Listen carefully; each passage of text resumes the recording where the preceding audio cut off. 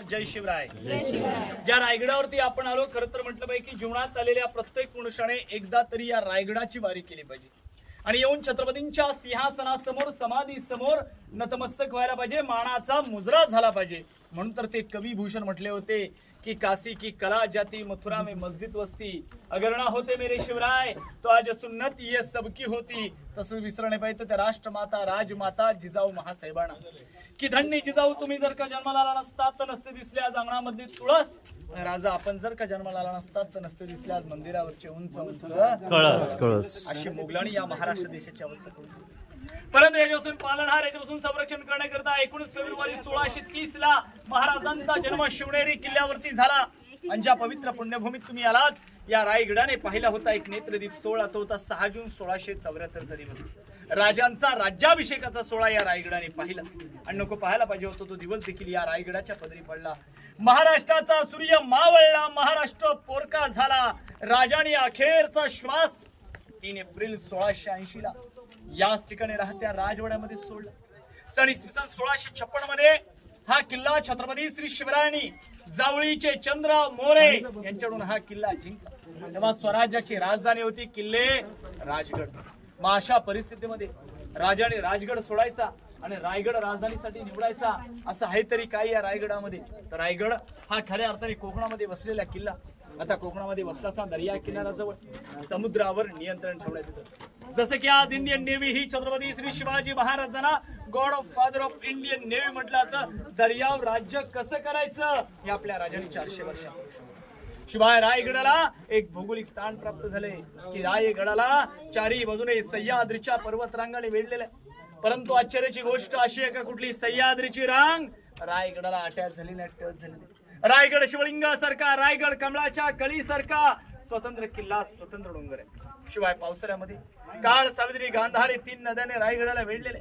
रायगडाची समुद्र सपाटीपासूनची उंची 2851 फूट, जे की पायथ्यापासून आपण वरती आलो हे 1350 फूट म्हणजे 870 मीटर आपण उभे आहोत. रायगडाला काही शुभकता असेल की पूर्ण प्रदक्षिणा मारतात. ही पूर्ण प्रदक्षिणा 16 किलोमीटरची पूर्ण प्रदक्षिणा. रायगड जो वरती पसरलाय 1200 एकर मध्ये पसरलाय. 100 एकर मध्ये फक्त वास्तव्य इमारतीत.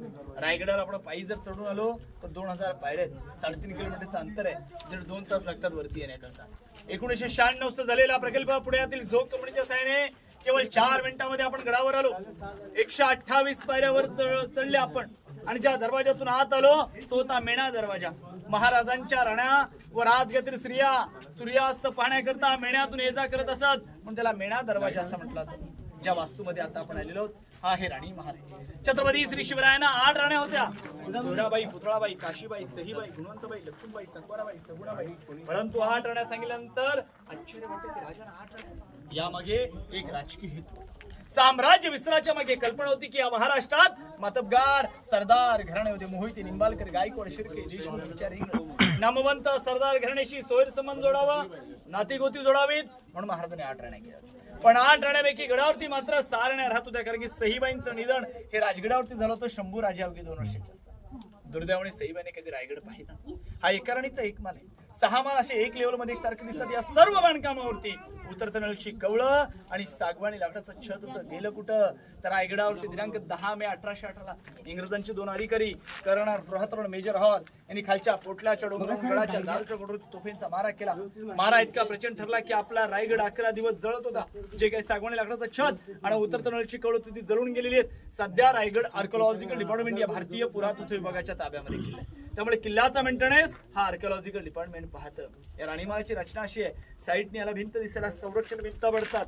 पुढचा दिवाणे खास, एक शयन कक्ष, एक हवा करण्यासाठी खिडकी आणि पाठी पाहून यायचे तुम्हाला ती 400 वर्षापूर्वीची टॉयलेट सिस्टम. या जगात 2च टॉयलेट सिस्टम आहेत, वेस्टर्न आणि इंडियन.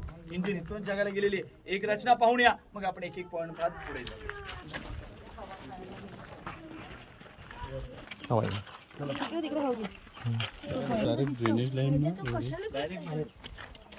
आता आपण जो किल्ल्याचा एक भाग पाहतो या पूर्ण भागाला बाले किल्ला म्हणून ओळखला जातो. बालेकिल्ला म्हणजे काय तर बालेकिल्ला म्हणजे गडातील सर्वात उंच ठिकाण, सर्वात महत्वाचं ठिकाण.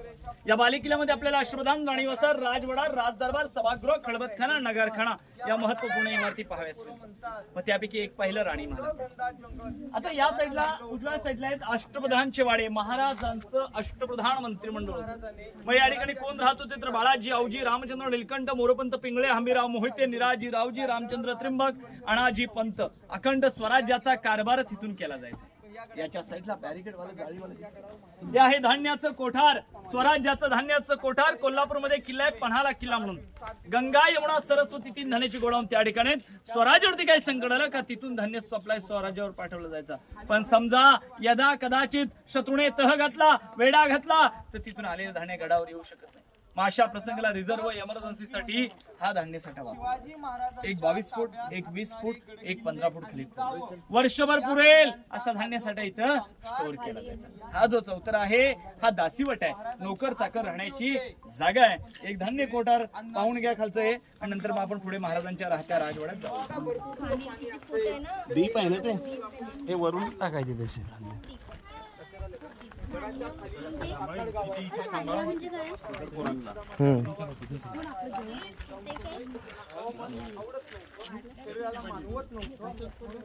गडाच्या एक महत्वाच्या आणि एका पवित्राच्या ठिकाणी आपण आहोत. या भिंतीपासून दादा चप्पल खाली, या भिंतीपासून तर त्या भिंतीपर्यंत हा संपूर्णतः छत्रपती श्री शिवरायांचा हा राहता राजवाडा. आणि याच राजवाड्याने पाहिला तो 3 एप्रिल 1680 चा दिवस. महाराष्ट्राचा सूर्य मावळला, महाराष्ट्र पोरका झाला. राजाने आपला अखेरचा श्वास याच ठिकाणी याच चौथऱ्यावरती सोडला. आणि मग इथून देहयात्रा त्या जगदीश्वरापर्यंत गेली आणि त्या जगदीश्वराच्या प्रणांगणामध्ये महाराजांच्या देहकलेला अग्नी देण्यात आली. हा राजांचा पूर्णत्व दुमजली इमारतीचा राहता राजवाडा. या राजवाड्यामध्ये 4 चौथरे आहेत. 1 नंबरचा दिवाण एक खास, 2 नंबरचा सचिवालय, 3 नंबरचा स्वयंपाकघर आणि हा शयन कक्ष म्हणजे आराम करण्याचं ठिकाण आहे. या ठिकाणी राजांचं पिण्याचं पाण्याचं टाकं. डाव्या हाताला दिसत ते न्हाणीघर, स्नानघर आताच्या बाटप सारखं. आणि जो दरवाजा दिसतो त्या साईडला रस्ता अवजड म्हणून आपण तिकडून पाहणार एक विटांची खोली आहे 10 बाय 10 ती आहे टांगसाल मिंट. स्वतःची करन्सी, कॉइन्स, नाणी, शिवराय, सुवर्णहोण आणि अष्टकोणाची राजमुद्रा त्या राजधानी रायगडावर घडवली जात होती. म्हणून आज येणारा शुभक्त इथली माती आपल्या कपाळाला लावली जाते. म्हणून म्हटलं होतं की रायगडावर खडे पसरले शिवरायांच्या पायी, हीच माणिक मोती, दुसरी धनदौलत नाही, दुसरी धनदौलत नाही. बोला छत्रपती श्री शिवाजी महाराज की जय. खळबतखाना, चेंबर फॉर सिक्रेट डिस्कशन. स्वराज्याचे राज्याचे गुप्तहेर होते, बहिरूपी बहिर्जी नाही. अनेक राज्यात जात होते, त्या राज्याचा वेषांतर करायचे. मग आपल्या स्वराज्याविषयी, मग आपल्या राज्याविषयी, मग आपल्या महाराजांविषयी काय चर्चा चाललेली आहे ही चर्चा आणून राजाने या खोलीच्या आतमध्ये सांगितली. परंतु गुप्तताड चर्चा कशी असावी तर ती बहिर्जी. कारण की आपले पती हे स्वराज्याचे गुप्तहेर आहेत. हे घरातल्या पत्नीला म्हणून माहित नव्हते की माझे पती स्वराज्याचे गुप्तहेर आहेत. औरंग्याच्या दरबारापर्यंत गेले, औरंग्याला कवाली ऐकवली आणि त्याच्या दाढीला हात लावून येणारी पहिली व्यक्ती बहिर्जी नाईक होती. म्हणून राजे म्हणायचे की माझ्या स्वराज्याचा तिसरा डोळा कोण तर बहिर्जी नाईक स्वराज्याचा तिसरा डोळा म्हणून ओळखला जायचा. समोरच्या साईडला आपल्याला ह्या गोल उंच इमारती दिसतात. याला विजयी स्तंभ म्हणतात. विजयी स्तंभाचे कारण हे 7 मजली, 7व्या मजल्यावर ज्या दिवस राजाने कुठल्या गडावर विजयी प्राप्त झाला की 7व्या मजल्यावर भगवा ध्वज फडकायचा, जेणेकरून आजूबाजूच्या गडे किल्ल्याला, गावातील रयतेला, गाववाड्याला कळायचं आणखी एक किल्ला स्वराज्यात आला. म्हणून याला विजयी स्तंभ म्हणून ओळखला. आता तिसरा आहे. समोर बघा आडवा डोंगर दिसतोय, तो आहे हिरकणीचा कडा. हिरा नावाची गवळण होती, दूध घालण्याकरता गडावर आली. गडाचा दरवाजा बंद झाला. मग माता कुणासाठी, मग माता बाळासाठी, मग माता लेकरासाठी त्या पश्चिमेच्या कड्यावर गेली. तिथल्या कड्या कबराला वेली पाळीला धरून माता खाली उतरते. गोष्ट राजांना कळाली. जर माता लेकरासाठी खाली उतरू शकते याचा अर्थ असा की उद्या शत्रू तिथून चढून येऊ शकतो. म्हणजे मातेने गुन्हा केला नाही, मातेने आपल्याला मार्ग दाखवलेला आहे. म्हणून बांधकाम खात्याच्या प्रमुखाला सांगितलं, हिरोजी इंदुरकरणा, हिरोजी जावा डोंगर तासून घ्या, त्या ठिकाणी बलाटे बुरुज बांधा, बुरुजाला नाव द्या हिरकणी बुरुज, गावाला नाव दिलं हिरकणीची वाडी. हीच कथा मुघली दरबारात घडली असती तर तिच्या हातपाय कलम केले असते. पण इथे श्री सन्मान राजा होता, ज्याच्या दरबारात कधी स्त्री नाचली नाही, ज्यांच्या दरबारात कधी स्त्री रडली नाही, ज्याच्या दरबारामध्ये परत स्त्रीला मातेचा दर्जा दिला जातो, अशा महाराजांनी त्या मातेचा सन्मान केला गेला. बोला छत्रपती श्री शिवाजी महाराज की जय. खालच्या गंगा सागर तलाव. राजांचा राज्याभिषेक हा गागाभट्टांनी केला होता. गागाभट्टांनी काशीवरून आले होते आणि काशीवरून येत असताना 7 नद्यांचं पाणी आणलं. 7 नद्यांचं पाणी राजांना पियाला दिलं. अभिषेक घातला. उर्वरित पाणी या तलावात सोडलंय. आणि या तलावाचं नाव गंगासागर तलाव. हे काठापासून खाली 35 फूट खाली खोल आहे. वरनं रेलिंग बघून घ्या. नंतर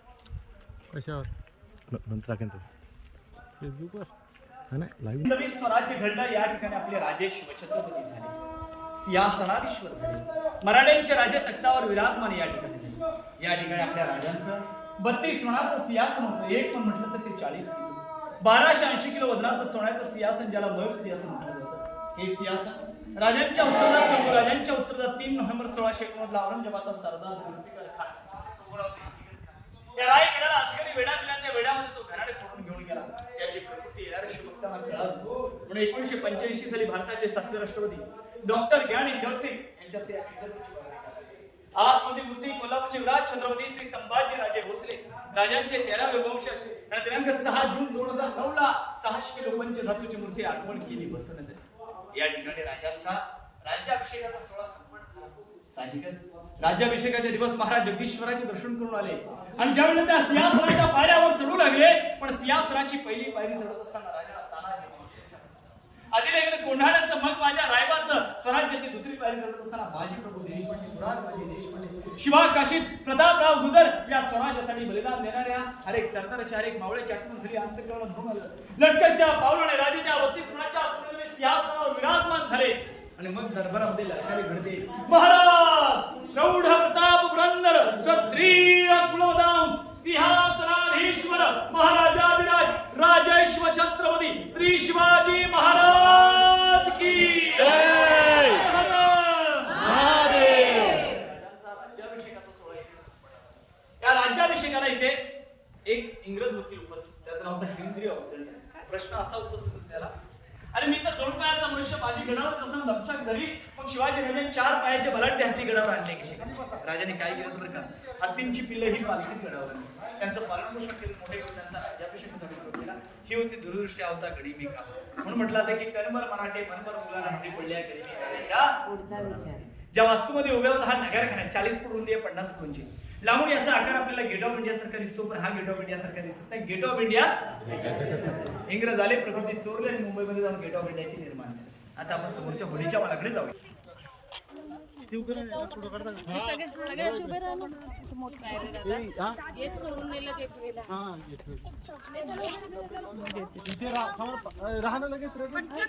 इथे बेटा, इथे जाऊ नको. हे टकमकतो कडेलोट पॉइंट. स्वराज्याशी गद्दारी, स्वराज्याशी फितुरी, स्वराज्यातील आया बहिणीशी गैरवर्तणूक करेल त्याचा गोणीमध्ये भरून त्याचा इकडून कडेलोट केला जायचा. पण इतिहास नोंद आहे का शिवरायांनी कुणाला टाकलं नाही आणि शंभूराजांनी कुणाला सोडलं नाही. अनेक गुन्हेगाराचा शंभूराजांच्या काळात इथून कडेलोट करण्यात आला.